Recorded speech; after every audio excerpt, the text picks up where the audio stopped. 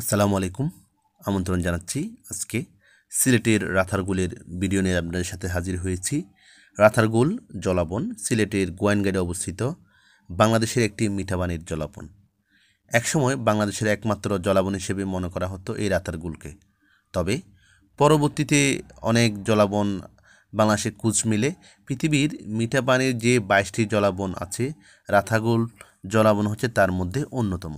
এই রাথারগুল দুই মৌসুমে দুই রকম সুন্দর। যেমন বর্ষাকালে সবচেয়ে বেশি সুন্দর এই রাথারগুল, সমস্ত জঙ্গল গাছগুলি প্রায় অর্ধেক পানির নিচে ডুবে থাকে।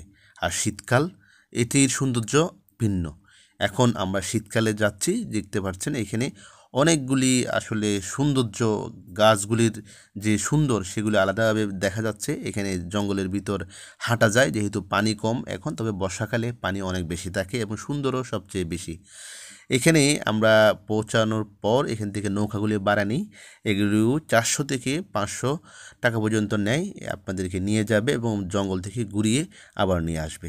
তবে অনেকে যে রাথারগুলের মুখের যে প্রবেশদ্বার সেখানে দেখে ভিতরে যেতে চান না, মনে করেন আসলে ভিতরে সুন্দরের কিছুই নেই।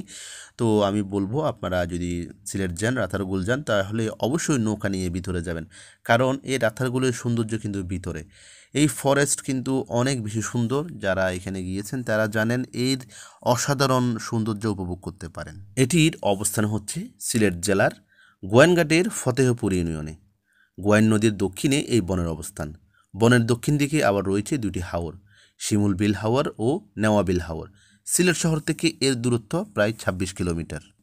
রাথারগুলের নামকরণ করা হয়েছে, যেটি সিলেটের স্থানীয় ভাষায় পাটি গাছ, রাথা গাছ নামে পরিচিত।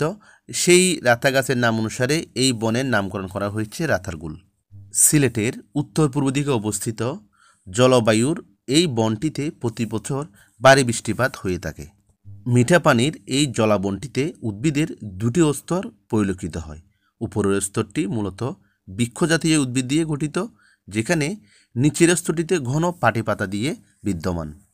এখন পর্যন্ত রাথারগুলে এই বনে সর্বমোট 73 প্রজাতির উদ্ভিদের সন্ধান পাওয়া গেছে। রাথারগুল এই বন মূলত প্রাকৃতিক বন হলেও পরবর্তীতে বাংলাদেশ বন বিভাগ এখানে কদম, হিজল সহ নানান জাতের গাছ লাগিয়েছে। জলাবন এই কারণে এখানে কিন্তু সাপের আবাস বেশি। এই জোকও দেখা যায় এখানে, শুকনো মৌসুমে বেজিও দেখা যায়। এছাড়া রয়েছে বানর, গুইসাপ, পাখির মধ্যে সাদা বক, দেশি কানিবক, মাছরাঙ্গা, টিয়া, বুলবুলি, পানকুড়ি, ঘুঘু, চিল, বাজ পাখি। শীতকালে রাতারগুলে বালিহাঁস সহ প্রচুর পাখি আসে। বিশালাকার শকুনও মাঝে মধ্যে দেখা যায়। মাছের মধ্যে রয়েছে ট্যাংরা, কলিশা, রিটা, পাবদা, মায়া, আয়ের, কালবাউস, রুই সহ বিভিন্ন জাতীয় মাছ। জলে নির্মাঙ্গ ডুবিয়ে দাঁড়িয়ে থাকা বনের গাছগুলো দেখতে বিভিন্ন সময়, বিশেষ করে যেটা বর্ষা মৌসুমে এখানে সবচেয়ে বেশি পর্যটকের আনাগোনা হয়। বনের ভিতর ভ্রমণ করতে দরকার হয় নৌকার, তবে সেগুলো হতে হয় ডিঙ্গি নৌকা। ডিঙ্গিতে চড়ে বনের ভিতরে ঘুরতে ঘুরতে দেখা যায় প্রাকৃতিক রূপসুধা। তবে বনে ভ্রমণ করতে অনুমতি নিতে হয় রাতারগুল বন বিট অফিস থেকে। সিলেটের এই অসাধারণ যে জঙ্গল রাতারগুল, এটি বাংলাদেশের অ্যামাজন নামেও বিখ্যাত। এটিকে বাংলাদেশের অ্যামাজন বলা হয়।